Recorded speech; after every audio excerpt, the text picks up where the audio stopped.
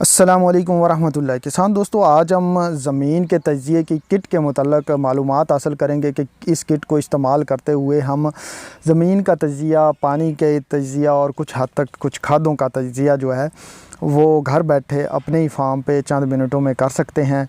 और ज़मीन के तज्ज़िये की पता है आपको कि बहुत ज़्यादा अहमियत है। हम ज़मीन का तज्ज़िया करने के बाद अपनी फ़सल के लिए मुनासिब खादों की सिलेक्शन बेहतर अंदाज़ में कर सकते हैं। तो इस चिदैम जो कि ज़मीन के तज्ज़िये की किट है, इसमें 5 केमिकल्स होते हैं। ये 5 केमिकल्स इस्तेमाल करते हुए हम ज़मीन में मौजूद उसकी पीएच मालूम कर सकते हैं, ज़मीन की जो नाइट्रोजन है वो मालूम कर सकते हैं। जहाँ पे जो मुख्तलिफ़ जो हैं उसकी स्केल्स दिए हुए हैं, कलर चार्ट के ज़रिए फ़ास्फोरस मालूम कर सकते हैं और इसी तरह पोटाश भी मालूम की जा सकती है। तो यहाँ पे मरोशोमाइसिन है जिसकी मदद से पीएच का तज्ज़िया किया जाता है और इसी तरह ज़मीन की नाइट्रोजन के लिए देनीज़ और एजगी दिए गए हैं। और फ़ास्फोरस के तज्ज़िये के लिए वेल्दान केमिकल मौजूद है और पोटाश के तज्ज़िये के लिए शेनाई के नाम से एक केमिकल मौजूद है। तो इन केमिकल्स को इस्तेमाल करते हुए हम ज़मीन में मुख्तलिफ़ चीज़ों का जो है वो मिक़दार मालूम कर सकते हैं। चिदैम जो है पाकिस्तानी किसानों की ज़रूरत क्यों है? तो इसमें किसानों को पता है कि जब हम ज़मीन का तज्ज़िया करवाना चाहते हैं तो जो हमारा रवायती तरीक़ेकार है कि सैंपल लेके जो है वो हमारे ज़िले सतह पे जो लेबॉर्ट्रीज़ हैं वहाँ पे सबमिट करें और फिर वहाँ पे दोबारा चक्कर लगाएं रिपोर्ट लेने के लिए, जिसमें कम से कम 1 से 2 हफ़्ते लगते हैं और बाज़ औक़ात तो महीनों भी लग जाते हैं और हमारी फ़सल जो है वो तैयार होके आ जाती है और हमें ज़मीन का तज्ज़िये की रिपोर्ट का भी इंतज़ार कर रहे होते हैं। तो इस सारी चीज़ से बचने के लिए ये चिदैम सॉइल एनालिसिस किट जो है वो किसानों के लिए मददगार साबित हो सकती है। और दूसरा ये है कि क्योंकि आप खुद कर रहे होते हैं चीज़ों का सैम्पलिंग और सारा एनालिसिस, तो ये एक आपके एतमाद को भी बहाल रखती है।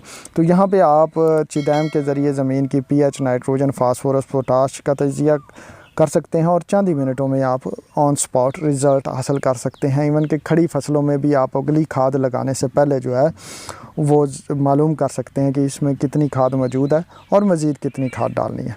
अब ये जो चिदैम सॉइल एनालिसिस किट है, ये महकमा ज़राअत ख़ुसूसन जो एक्सटेंशन वर्कर हैं, ज़राअत से मुंसलिक जो अदारे हैं, उनके लिए भी बड़ी ज़रूरी है।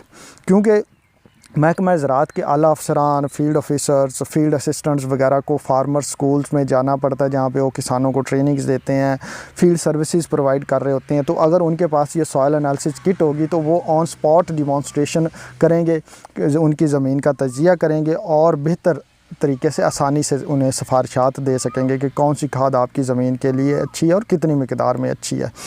तो चिदैम से मिट्टी के तज्ज़िये के साथ साथ जो है मुख्तलिफ़ खादों की पीएच और पानी की पीएच मालूम करने के साथ साथ आप फ़ौरी तौर पे सिफारिशात जो हैं वो किसानों को दे सकते हैं। तो इस तरह सरकारी महकमे या महकमा ज़राअत के लिए भी चिदैम बहुत ज़्यादा फ़ायदेमंद साबित हो। जब हम सेल्स ऑफिसर के तौर पर, ख़ास तौर पर सेल प्रोफेशनल्स के तौर पर जा रहे होते हैं, तो अगर हमारे पास ये किट मौजूद होगी तो आप ऑन फार्म उसकी ज़मीन का टेस्ट करेंगे, उसकी जो है आँखों के सामने, तो फ़ौरी सिफारिशात दे सकेंगे। अब जब हमारे किसानों को बाज़ औक़ात ये नहीं पता होता कि हमारी ज़मीन जो है वो तेज़ाबी है या असासी और उसमें कौन सी खादें बेहतर रिज़ल्ट्स देंगी।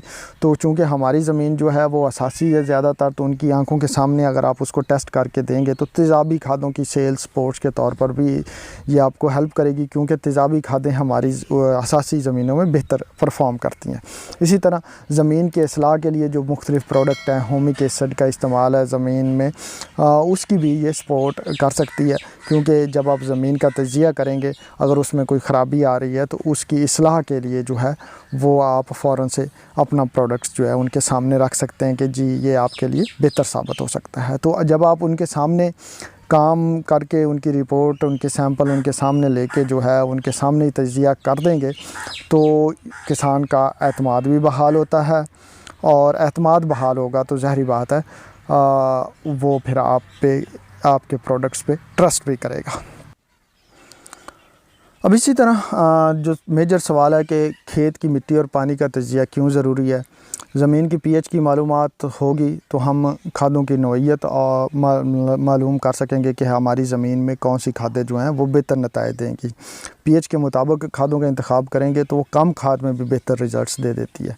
ज़मीन में मौजूद खादों की मिक़दार का तयन करके खादों के इस्तेमाल में बचत की जा सकती है।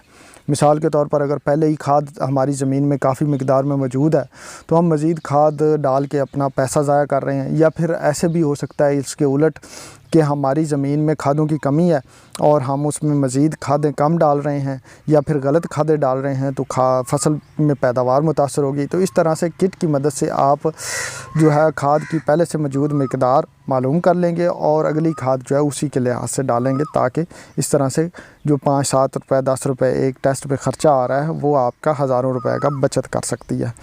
पानी के तजिए से जो है पानी की सेहत और मुमकिन जो इक़दाम हैं उनके लिए आप तैयारी कर सकते हैं। अब चिदैम जो है वो इसको इस्तेमाल करना इंतहाई आसान है। सिर्फ सैंपल लेना है, एक टेस्ट ट्यूब्स इस जो किट है इसके अंदर ही मौजूद होती हैं। आप पानी का एनालिसिस करना चाहते हैं, उसकी पीएच मालूम करना चाहते हैं तो बस पानी का सैंपल लें और सैंपल में 2 कतरे जो है वो पीएच वाला केमिकल डालें मेरोशोमाइसिन और उसको चार्ट के साथ मैच कर लें। आपकी पीएच मालूम हो जाएगी जिस भी कलर के साथ वो मिल रही है। इसी तरह ज़मीन के तजिया करने के लिए आप क्या करें, किसी भी गिलास वगैरह में मिट्टी को घोल लें और ऊपर वाला मिट्टी को नीचे बैठने दें। सैंपल ले लें टेस्ट ट्यूब में और उसमें आप जो है केमिकल डालें जो जौन सा आप तजिया करना चाहते हैं। यहाँ पे पीएच का तजिया किया गया तो वो केमिकल डालने के बाद कलर में तब्दीली को नोट कर लें। जब आप ये सारे तजियात कर लेंगे नाइट्रोजन, फास्फोरस और पोटाश का, तो अब आपको डिसाइड करना है कि आपकी ज़मीन जो है नाइट्रोजन, फास्फोरस और पोटाश के लिहाज से किस दर्जे में है। क्या वो कमज़ोर है, दरमियाने दर्जे की है, ज़रखेज़ है या हद से ज़्यादा ज़रखेज़ है। तो यहाँ पे आपने देखना है, अगर आपकी ज़मीन जो है नीचे चार्ट पे दिए गए हैं, ये आप वहाँ पे आपने मालूम कर लें। अगर कमज़ोर है तो नाइट्रोजन के लिहाज अगर 10 से कम आ रही है तो आपकी ज़मीन नाइट्रोजन के लिहाज से कमज़ोर है। फास्फोरस अगर 20 से कम आ रही है तो वो कमज़ोर है। पोटाश अगर 75 से कम आ रही है तो कमज़ोर है। इसी तरह दरमियाने दर्जे में भी आप देख सकते हैं कि वो किस कैटेगरी में फॉल कर रही है। तो जब आप कैटेगरी डिसाइड कर लेंगे कि वो नाइट्रोजन के लिहाज से किस कैटेगरी में है, फास्फोरस के लिहाज से किस कैटेगरी में और पोटाश के लिहाज से किस कैटेगरी में है, तो फिर आप अपनी जो खाद्य हैं उनकी मिकदार मालूम करेंगे और अपनी फ़सल के लिहाज से मालूम करेंगे। तो आपकी बाज़ औक़ात फ़सल जो है आलू की है उसको ज़्यादा खाद की ज़रूरत होती है, गंदम है उसको निस्बतन कम खाद की ज़रूरत होती है। तो आपको मालूम होना चाहिए कि खाद की मिकदार जो है वो मेरी फ़सल को कितनी चाहिए। पहले से मौजूद खाद तो आपको पता चल जी कोई, अब मज़ीद खाद कितनी डालनी है। मिसाल के तौर पर यहाँ पे जो है हमने गंदम को रखा है, तो गंदम अगर कमज़ोर जो कैटेगरी में फ़ॉल कर रही होती है तो वहाँ पे गंदम की जो नाइट्रोजन की रिक्वायरमेंट है वो 64 किलो है। तो आपने बैग्स निकालने हैं। अगर आप यूरिया लगा रहे हैं तो यूरिया के एक बैग में कितने किलो नाइट्रोजन आती है, 23 किलो, क्योंकि उसमें 46% होती है। तो आप उसी लिहाज से 23 के लिहाज से आप बैग्स निकाल लेंगे, कितने बैग से आपको 64 किलो नाइट्रोजन मिल जाएगी। इसी तरह फास्फोरस जो है वो 46 किलो चाहिए और पोटाश जो है 45 किलो चाहिए। अब इनके आप बैग्स बना सकते हैं। दरमियाने दर्जे में भी और ज़रखेज़ में भी आप देख लेंगे, हद से ज़्यादा ज़रखेज़ में भी कितनी चाहिए नाइट्रोजन, फास्फोरस और पोटाश जो है, उसके लिहाज से आप उनके बैग्स निकाल लेंगे अपनी खाद जो आप खाद इस्तेमाल कर रहे हैं उसके लिहाज से।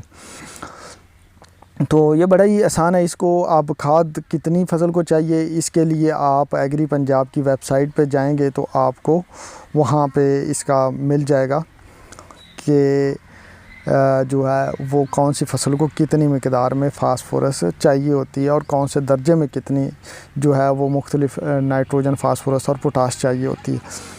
इससे आगे वाले स्लाइड में मैंने कुछ चार्ट दिए हैं, वो आपको वो भी दिखाता हूँ।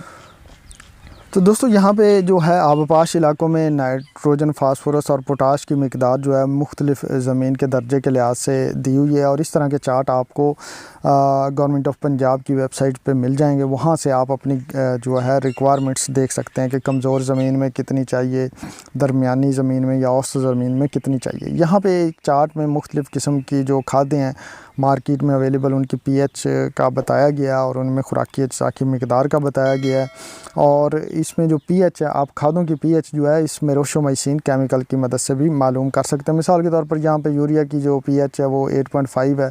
ये एक कंपनी से दूसरी कंपनी में थोड़ी बहुत तब्दीली होती रहती है। अमोनियम सल्फेट की 4.5 है और इस तरह मुख्तलिफ़ खादों की यहाँ पे पीएच को हमने समराइज़ किया है। लेकिन आप ख़ुद भी मुख्तलिफ़ खादों की पीएच जो है इस केमिकल की मदद से मालूम कर सकते हैं और बाज़ औक़ात जो है इस पीएच वाले केमिकल की मदद से भी हम मुख्तलिफ़ खादों की क्वालिटी का भी अंदाज़ा लगा सकते हैं। तो यहाँ पे जो बेहतरीन पीएच होती है वो 6.5 से 7.5 के दरमियान होती है। अगर इस रेंज में पीएच है तो ज़मीन की पीएच के लिहाज से बेहतरीन है, क्योंकि 6.5 से 7.5 के दरमियान तमाम खुराकी अज्जा बेहतर तौर पे ज़मीन से पौधे में मुंतकिल होते हैं।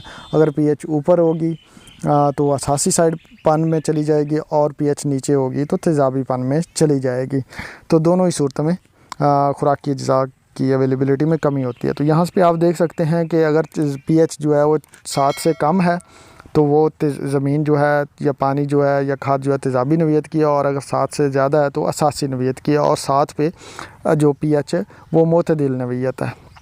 अब यहाँ पे जो सवाल है कि पाकिस्तान में मौजूद स्टैंडर्ड निजी और सरकारी soil and water testing laboratories के नतायज से 90% तक मुताबिकत की ज़मानत है। तो ये कंपनी का क्लेम है कि ये जो चीदैम है वो पाकिस्तान में जितनी भी स्टैंडर्ड की जो है अच्छी क्वालिटी की सरकारी या निजी लेबॉर्ट्रीज़ हैं उनके नतायज के साथ 90% तक मुताबिकत रखती है। तो दोस्तों ये था एक छोटा सा इसका इंट्रोडक्शन। आपकी अगर मज़ीद कोई इन्फॉर्मेशन चाहिए हो तो मैं नंबर दे रहा हूँ डॉक्टर तारिक साहब का, आप उनसे रब्ता कर सकते हैं, और आप नीचे कमेंट भी कर सकते हैं। मैं अगर आप ये मंगवाना चाहें सॉइल एनालिसिस किट तो आप डॉक्टर तारिक साहब से रब्ता कर सकते हैं। वो TCS के ज़रिए पूरे पाकिस्तान में इसको डिलीवर कर देते हैं, कैश ऑन डिलीवरी की सहूलत भी दे देते हैं। तो आप उनसे रब्ता करके मज़ीद डिस्कस कर सकते हैं, और अगर आपको ज़रूरत हो तो ये किट मंगवा के अपनी ज़मीन का तजिया ख़ुद कर सकते हैं।